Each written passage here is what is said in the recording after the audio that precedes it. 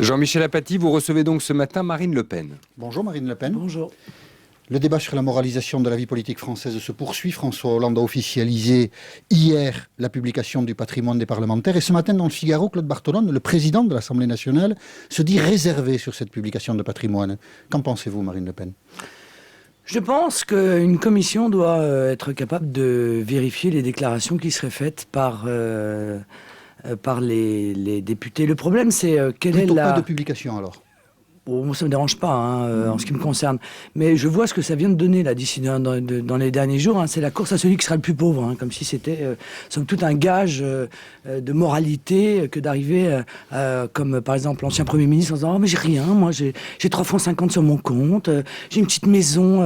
Vous doutez de la sincérité des déclarations etc. Bon, vous doutez de la sincérité des déclarations? Écoutez, j'en sais rien, mais enfin, ça veut dire qu'ils sont quand même pas très compétents. Parce que s'ils n'arrivent pas, après les carrières qu'ils ont fait, avec les indemnités qui sont versées comme Premier ministre, à se constituer un patrimoine, c'est qu'a priori ils sont assez mauvais pour diriger leur propre vie et donc peut-être pour diriger la France. Ils ont fait la fête. Quoi qu'il en soit, oui, c'est bien.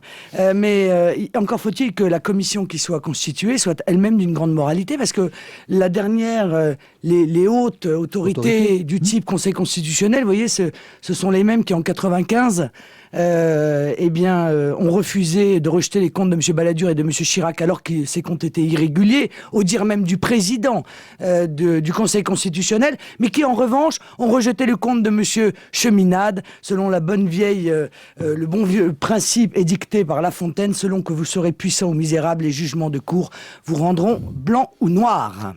C'est le Conseil constitutionnel qui avait refusé de rejeter le compte de Jacques Chirac. Alors si ça c'est pas une haute autorité, je ne sais pas ce que c'est, honnêtement. L'autorité, précisément, souhaitait son invalidation. Vous payez l'ISF, vous, Marine Le Pen ? Non, monsieur, non. Sondage CSA ce matin pour BFM TV. 55% des Français considèrent la plupart des responsables politiques corrompus. 37% considèrent qu'il s'agit seulement d'une petite minorité.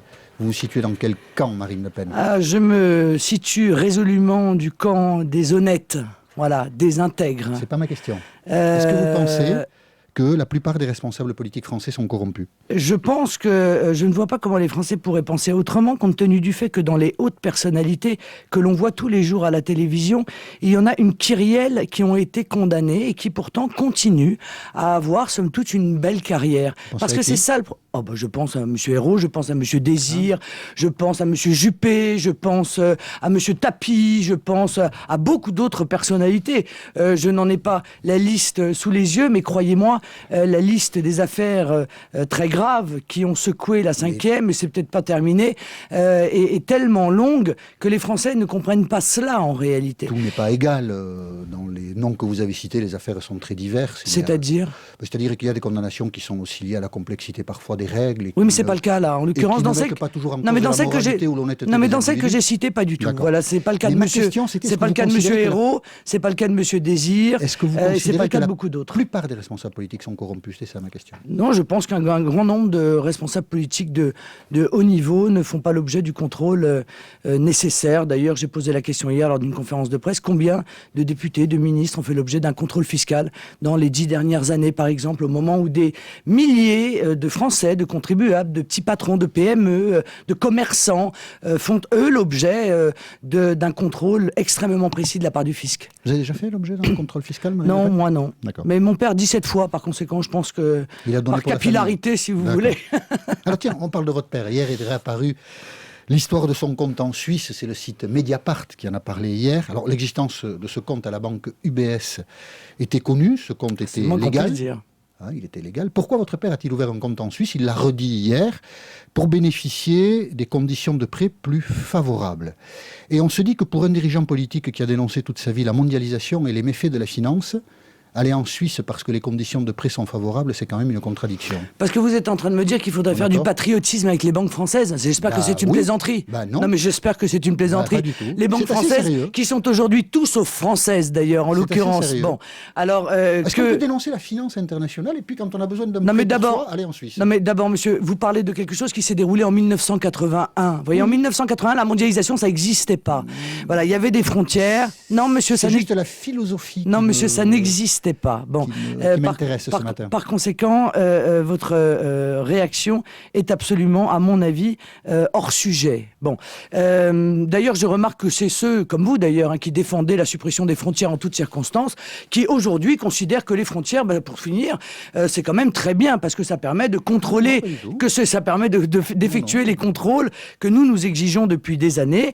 Et donc, ça me permet de faire un peu de politique avec vous, hein, juste 2 minutes, monsieur Apathy. Oui. Bon, et pour dire aux Français que le seul moyen de lutter réellement contre l'évasion fiscale, si tant est qu'on en ait vraiment la volonté, c'est évidemment de recréer le contrôle des capitaux et notamment le contrôle des capitaux aux frontières.